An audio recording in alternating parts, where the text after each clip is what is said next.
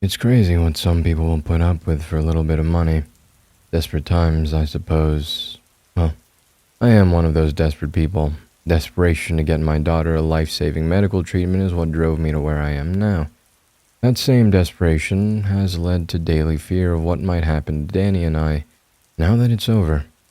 I had no choice. I needed money right away. I couldn't qualify for a loan, and the dang insurance company said the treatment was not authorized under our policy. My work was almost paying over minimum wage, and I still needed almost $5,000. The only way this would work is if I got another job working graveyard somewhere else, at least until I could save enough to get her the treatment. Danny was all I had left. I already lost her mother a year ago in that car crash. I couldn't lose her too. I looked high and low, I combed the glass fields and drove around desperately searching for a job that could pay what I needed and have an available night shift as well. The prospect seemed hopeless, but I had to find something soon. The town we lived in was small and the prospect seemed bleak. That was when, in a streak of what felt like luck at the time, I inquired about a job at a small grocery store about a mile away from where I live. It was called She's Nighttime Convenience and Grocery. It was an odd little store that was closed during the day and seemed to open around 8 p.m. and close sometimes before morning. The weird hours seemed off, and I didn't know who would want to stop at a store that was only open in the middle of the night when there were 24-hour chains elsewhere. Though it did not really matter, it was a store. I needed a job, and the unique hours in this case would work for the schedule I needed. I decided to try and apply for a job there. I was on my way home after finishing a shift at my day job. My friend Kathy was nice enough to watch Danny while I was working and had even agreed to do so if I found a graveyard shift somewhere else as well. At least for a month or two, if needed. Since I had seen the odd shop and saw the hours, I decided to inquire about a job at the lonesome and odd little store that seemed to only be open at night. I was reluctant at first since I thought they might have some illicit reasons to only be open at such hours. Despite my misgivings, I realized it was the best hope I had of getting a job with my minimal skill set, and that was a guaranteed graveyard shift. I got out of my car and walked up to the entrance. The place was pretty run down, but seemed to still have signage up and around the front. There were sale signs and clearance items advertised, and the somewhat normal facade of a grocery store made me relax and continue with my intended course. I noticed up close there was a mark under the first part of the store name, She's. It looked like Japanese kanji or something. I stepped inside, and it seemed deceptively large compared to how small it looked on the outside. There were aisles of various groceries and other household supplies, and even some clothes racks. I had no idea how it was this large in operation. Most of the shoppers seemed fairly normal at first, though there were some people who you could tell preferred to do their shopping at night. I tried not to stare as I received a rather murderous-looking glare from one such individual who I must have let my eyes linger on too long. The staff also looked about the same as any other store staff would look, fairly diverse, and no one with an overly cheery or overly sullen mood about them. I did notice there was not a lot of talking near the checkouts. Moving on, I looked near the front, intent on finding a manager's office to inquire at. I felt hopeful when I saw a sign that I thought read, "Help Wanted." I felt a bit confused and less optimistic when I read the full content of the rather strange sign stating, "Help Wanted, not always needed."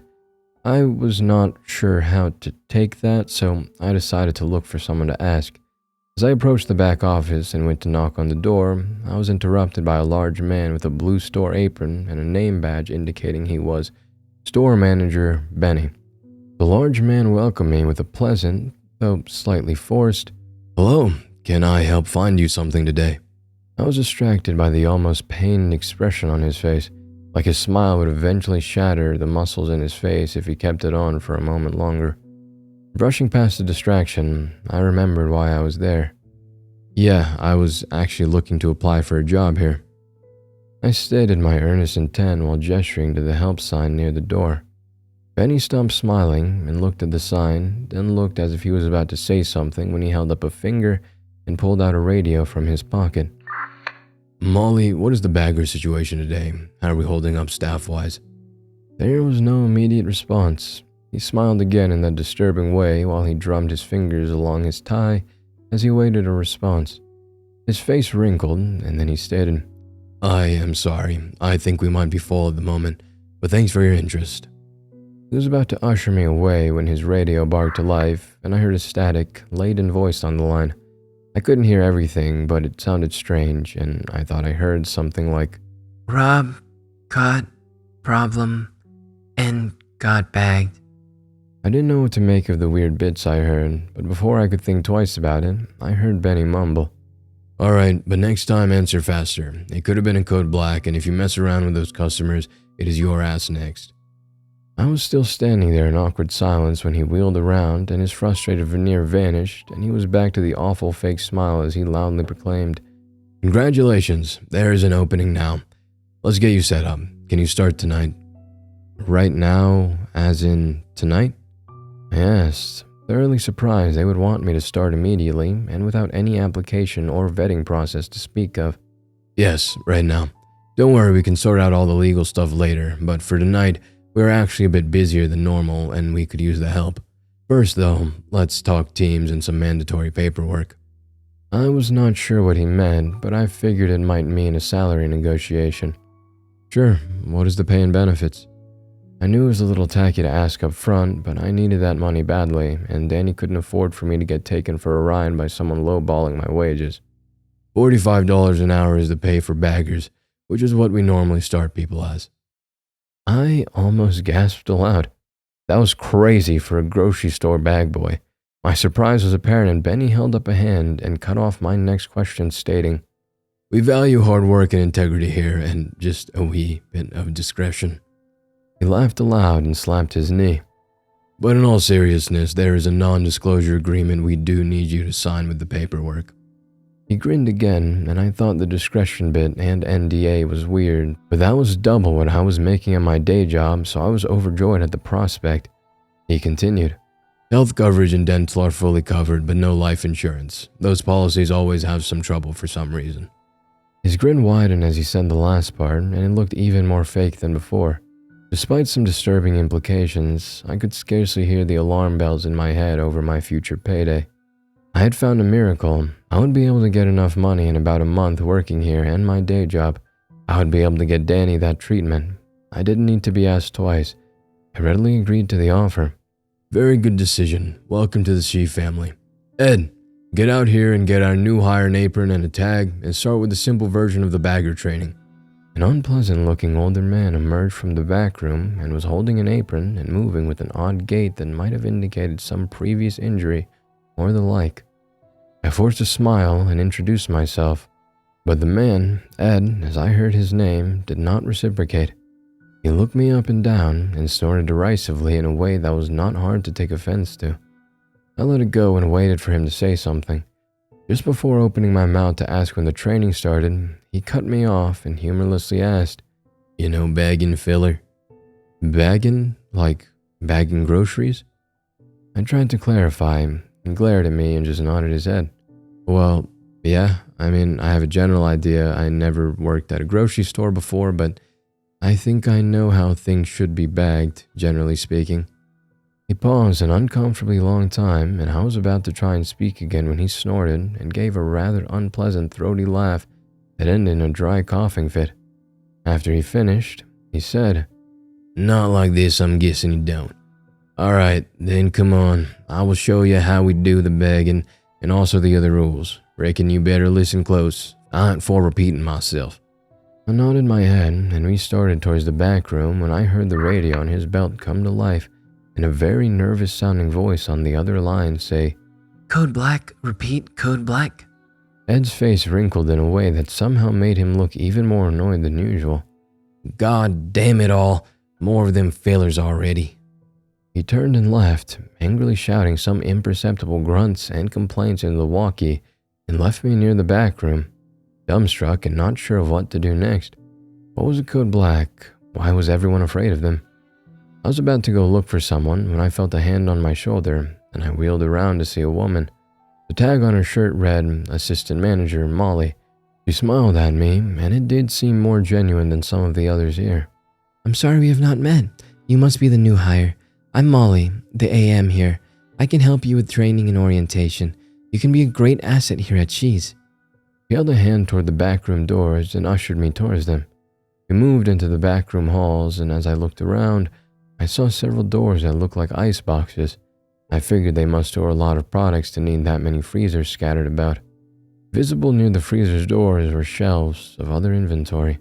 There were rows of boxes and pallets of strange things like chemicals, metalworking gear, various pieces of hardware, and crates that had gun manufacturer names on them. I was wondering again just what kind of store this really was. Besides the odd inventory, it was also kind of a mess, and I was glad that I wouldn't be the one having to sort all of it. We made our way to an office room with oppressively bright blue painted walls, like a kindergarten classroom. The sight reminded me of when Danny was in kindergarten, and I steeled my resolve against any difficulty this job might have. I needed to do this for her. The office was sparse. There was only a desk, some chairs, and a file cabinet. I did notice on the walls, painted on the bright blue, were some black characters that almost looked like calligraphy.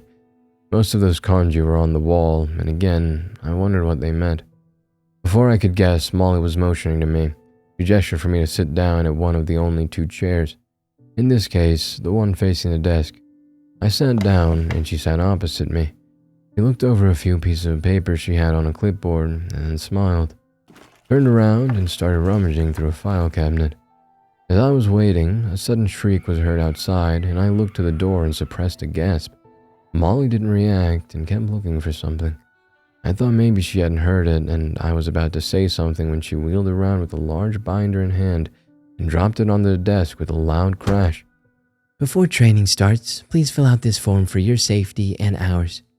She handed me a piece of paper that, when reading the details, seemed to be the non-disclosure agreement Benny had mentioned. I thought it was odd I had to sign this, but other hiring documents like tax, payroll, and healthcare paperwork were not required before starting. I considered they might be paying people under the table, which I hated to admit I might prefer since no tax deduction meant I could save money faster. I signed all too quickly without realizing what I was agreeing to keep quiet and what the consequences imposed were if I didn't. Molly took the paper, looked it over, and said, Good, that is settled. Well, let's get started. This is the employee handbook. We only have one, so you are going to be doing some light reading for a bit, because we need the manpower now, though. I will go through it with you quickly since Ed was indisposed.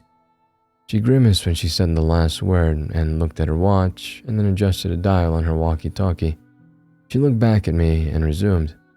As a bagger, you are vital in ensuring customers leave satisfied with their product, and you are one of the last people they will see on their way out, except in certain circumstances.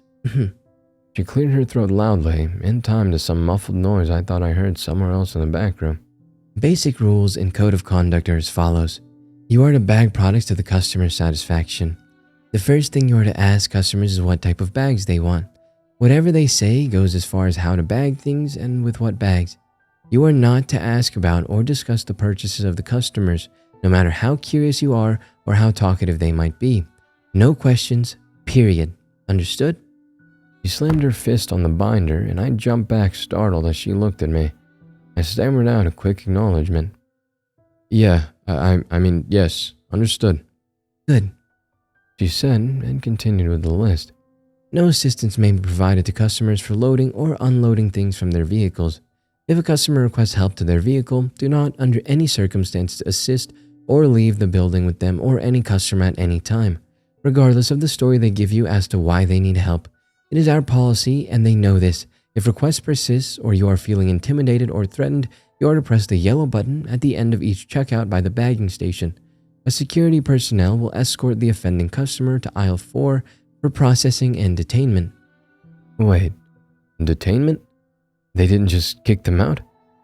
I thought that was weird. She continued with the next rule before I could ask about it. The most important rule, occasionally there will be a special bag request. You will know it when you hear it. If ordered, press the black button by the end of the checkout and proceed with the code black protocol. These guests are normally our highest paying customers and often are here at the pleasure of Mr. Shi himself. They must be attended as quickly as possible. There it was, code black again. What special bag was she talking about? Ignoring the look of concern spreading over my face, she continued. Cell phones, smartwatches, or quite literally anything that could be used as a recording device are strictly prohibited while on duty. both for our customers' sake and for our own. Store closes at 4 a.m. exactly. Any customers who remain will be escorted out, only exception being any customers who are involved in a code black. No access is allowed to the basement and inventory back rooms, only managers and stock employees allowed. Simple, right? Any questions? He asked while flashing another smile. Well, I did have a few questions about the... He cut me off mid-sentence, talking over me and saying, Good, I knew you looked like a fast learner. Come on, let's get you out to the check stands and bagging. He grabbed my shoulder surprisingly hard and pulled me out of the office and back into the store proper. I saw a few customers looking at me, getting pulled along, and I saw some snickers, and I felt a bit embarrassed. I was led to a checkout with a flickering number 3 next to it. The other two were busy with customers waiting in line to be helped by a cashier and bagger a few feet away from where I would be standing. We stopped, and Molly cleared her throat loudly to get the attention of a young man with dirty blonde hair and a rather unimpressed expression on his face. Hello, Lee. This is our new bagger. Show him the ropes and try to be easy on him. It's his first day. I know it's busy, but we don't need another Rob situation so soon. Have fun, you two. He walked away without another word to the back room, and I was left there with Lee as I heard his name, was staring at me. I tried to break the ice. Hi, my name is David. He responded abruptly. I don't want to get attached just in case. I like Rob. He was my friend. And now it's best not to talk about what happened to him. Just do your job and follow the rules and you should be fine. I didn't know how to respond to the blunt introduction, but I figured he seemed nicer than that Ed guy, so I just walked up to the bagging station and gave him a mock salute and tried to put a smile on my face. It was going to be a long night. The first customer came through and Lee wordlessly scanned their items. I proceeded to grab a few nearby bags when I felt a sharp kick in my leg. Lee was glaring at me like I had just slapped his mother. What I thought I was supposed to. Then I looked at the customer who was frowning at me, and I remembered. Hello, what type of bag would you like? The customer, an older woman, sneered at me and finally accepted the question and said flatly, Paper, please. And did her best to pretend I didn't exist while I was bagging her items. Mostly groceries, produce, meat and dairy. There were a few odd pieces like a set of kitchen knives and what looked like boxes of some sort of firearm ammunition. I was about to ask about them when I remembered the rules. I tried to ignore it and just carry on. We left wordlessly and more customers piled into our line. As the night went on, I started to see less normal items and more disturbing things. One customer had bought zip ties, large volumes of what looked like medical-grade sedatives, and several bags of candy.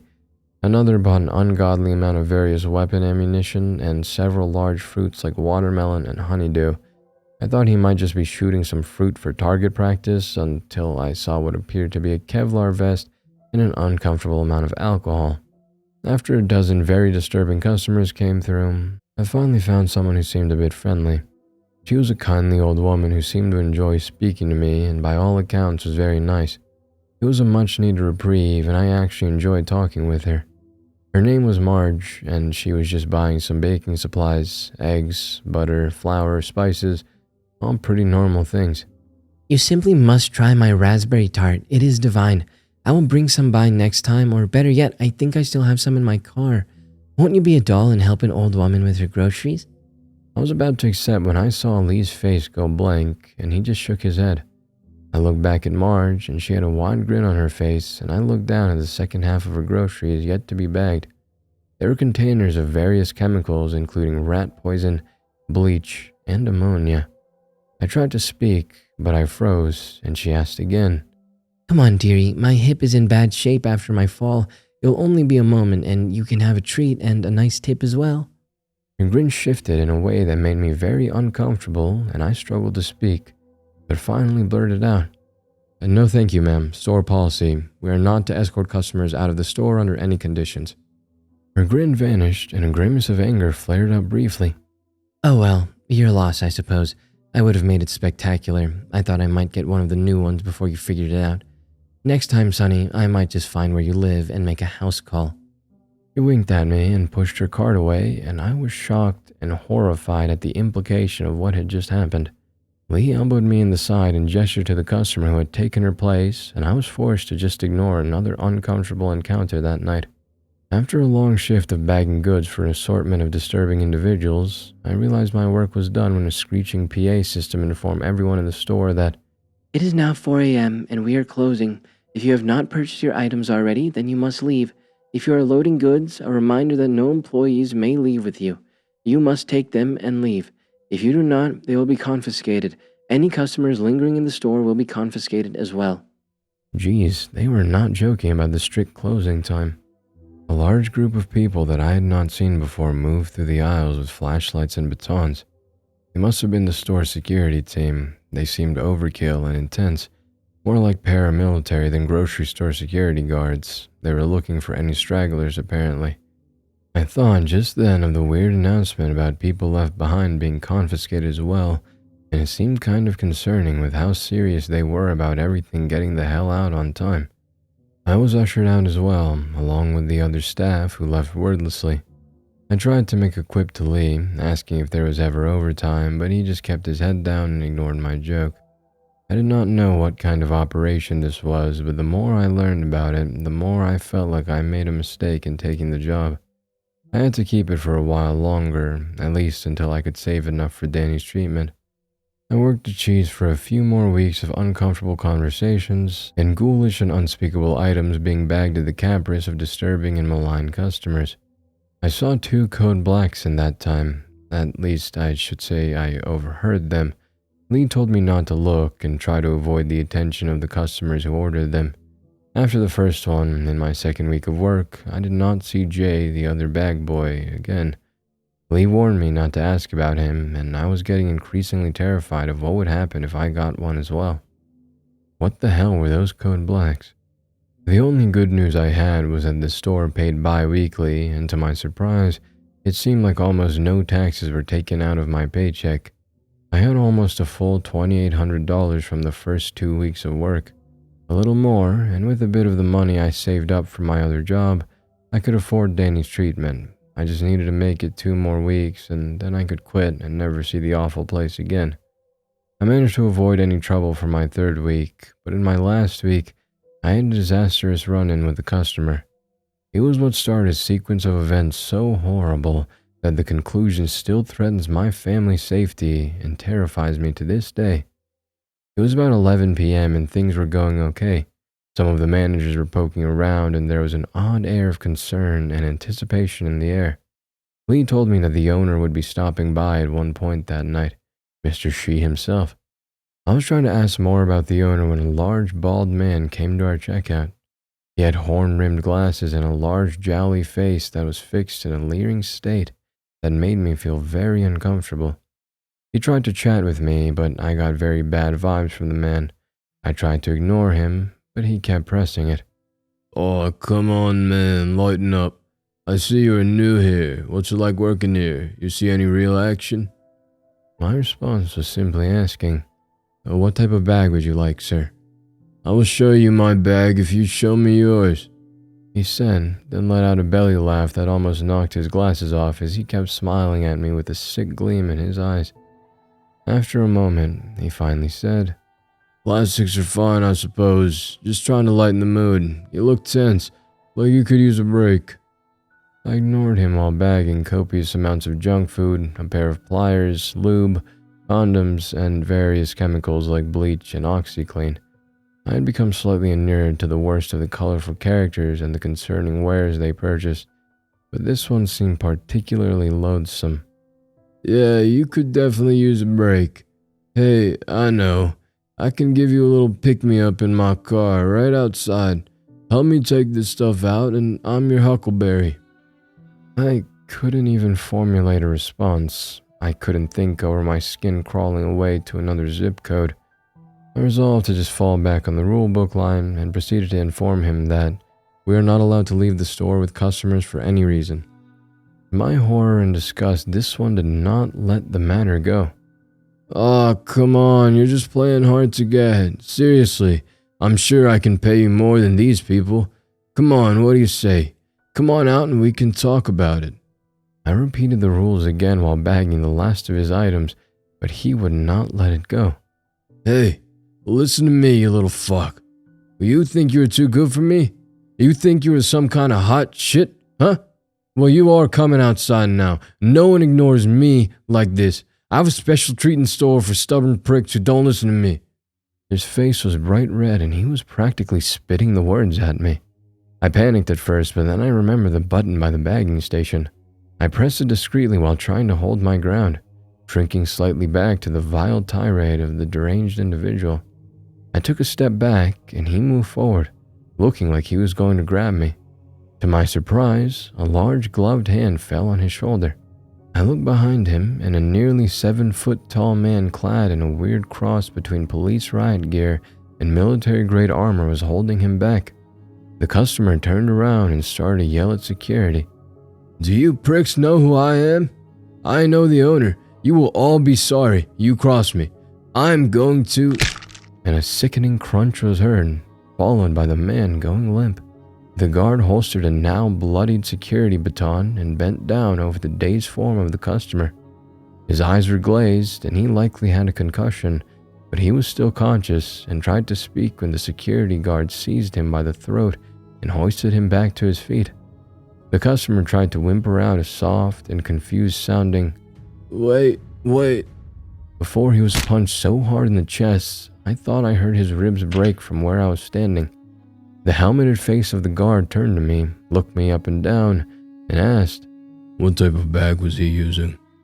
I had no idea what that had to do with anything, but I answered, "Plastic. He was using plastic bags." I heard a chuckle under the mask and helmet of the guard, and he said, "Too bad he didn't pick paper." And the guard dumped out one of the man's bags as he was trying to rise to his feet. The guard placed the plastic bag around the customer's head and tightened it. To my shock and horror, he proceeded to easily strangle him. I couldn't believe what I was seeing, and after a few moments, it was over. I was speechless, and another guard came over and they took the customer's body on a stretcher to the back room. Benny, the store manager, had appeared out of nowhere and spoke to us.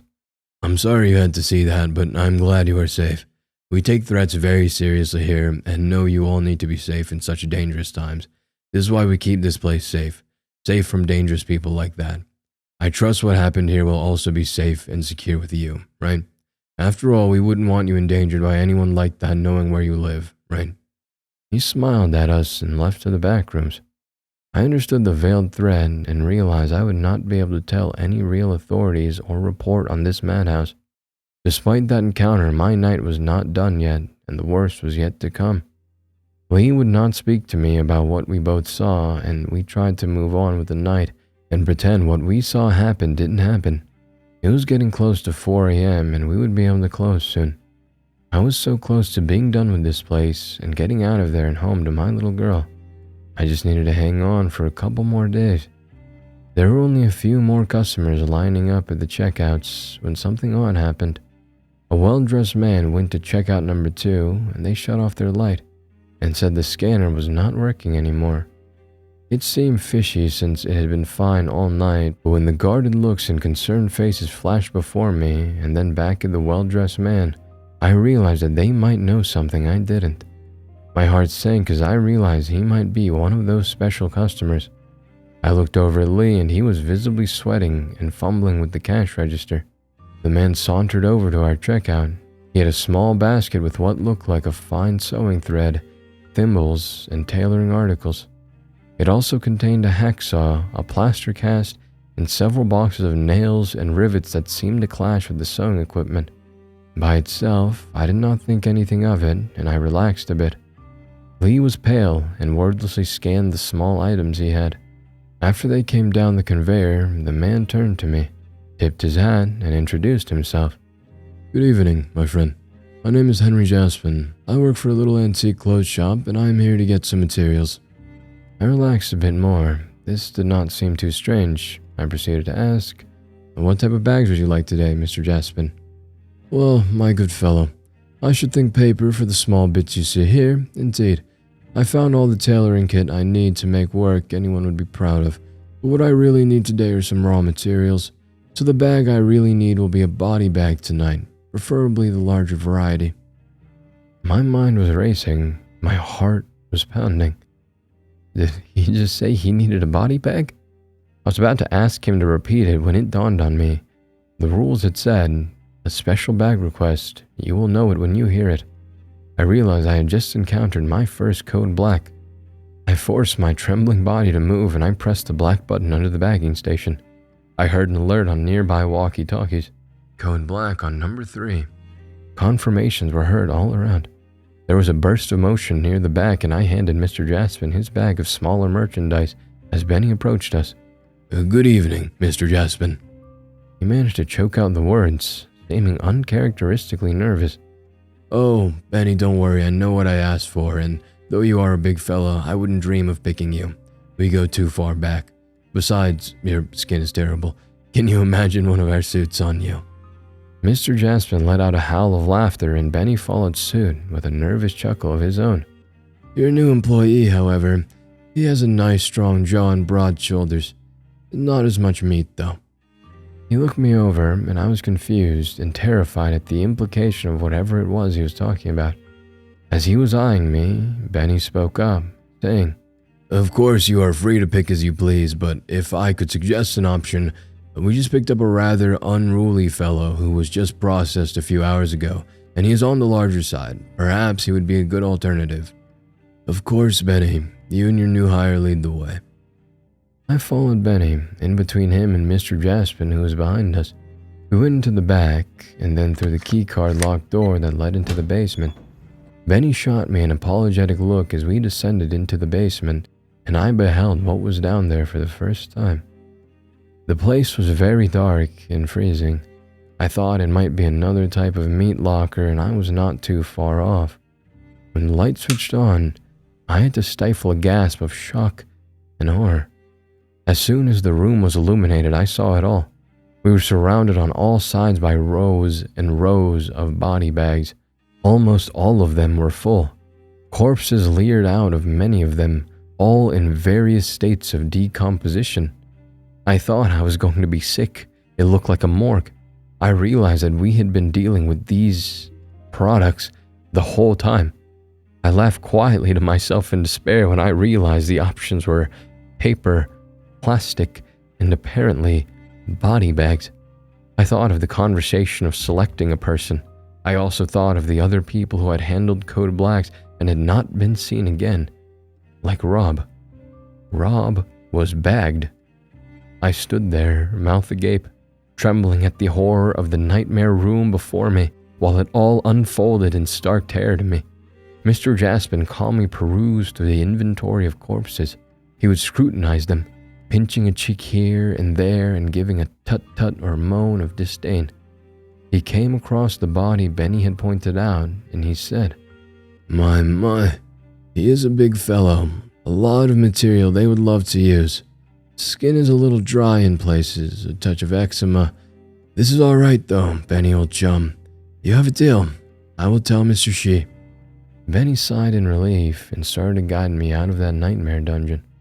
While leaving, I caught a look at Mr. Jaspin's pick, and I held my hand over my mouth to avoid gasping out loud. It was the belligerent customer from earlier, a large dent on his face from when he was smashed in by security. The face had a deathly pallor, and his eyes were still leering, even in death. Why in the hell was he down here in a body bag, and why did it sound like he was just purchased? My mind was grasping for rationalizations for how and why this was all happening. Suddenly, Mr. Jaspin caught my hand and proceeded to place a card into my palm.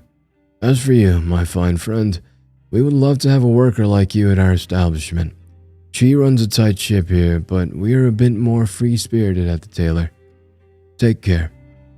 And he departed with his horrific purchase.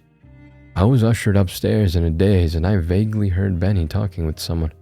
I snapped back to my senses and saw a new face looking at me. He was an older man, and he had very intense, unblinking eyes that were boring into my soul as I stood there. He spoke to me in a stern but oddly soothing voice. I know you might be unsettled by what you saw, but she knew, and the means to access it are natural parts of life. It is what you saw. It is what we sell. We sell it in all forms. Why, it is even in our name. I hope you understand and do not consider anything foolish over the next few days. We value your work, but understand that some people lack the fortitude to deal with what our business does.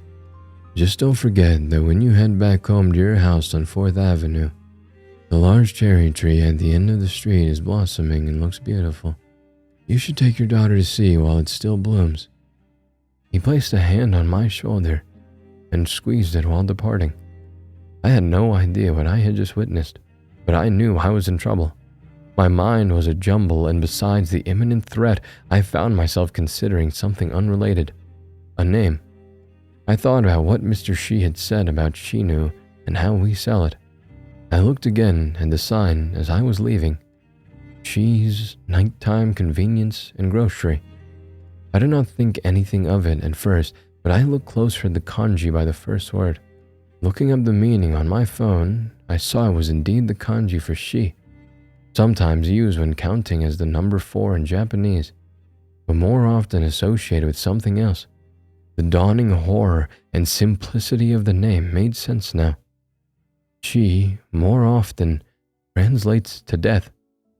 I had worked almost an entire month at Death's Nighttime Convenience and Grocery. I did not go back. I quit. I will find another way to make the rest of the money I need. My family's safety is what is important now, and I know it is not safe for me and Danny here anymore. How could it be when Mr. Death knows where we live? What an awesome story. Super suspenseful. I really liked it. I like the kanji stuff. I watch a lot of anime. I'm kind of a weeb, so any Japanese, I'll take it. I'm sorry I couldn't do some accent for the Taylor guy. Unfortunately, just like the German accent, that's not one I have practiced. The British accent is really the only one I can do. I should probably try to expand that repertoire of mine. Thank you all so much for listening. If I sounded nasally in this or a little sinusy, I'm so sorry. I'm not sick. I haven't been sick. I don't feel like I'm getting sick at all. But I woke up today. Today's the day I have to narrate. I'm going on a trip this weekend to see my grandma, and I won't be able to record. I'm going to edit while I'm on the road.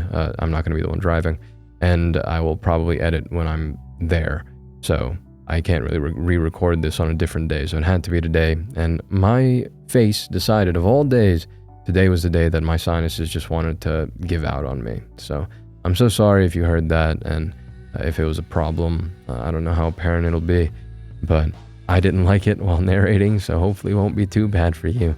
But I'm kind of a perfectionist with my work.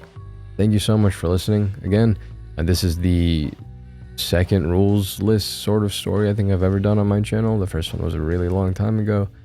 I hope you enjoyed. I'll see you in the next one. Ego Volt Anima Vestra.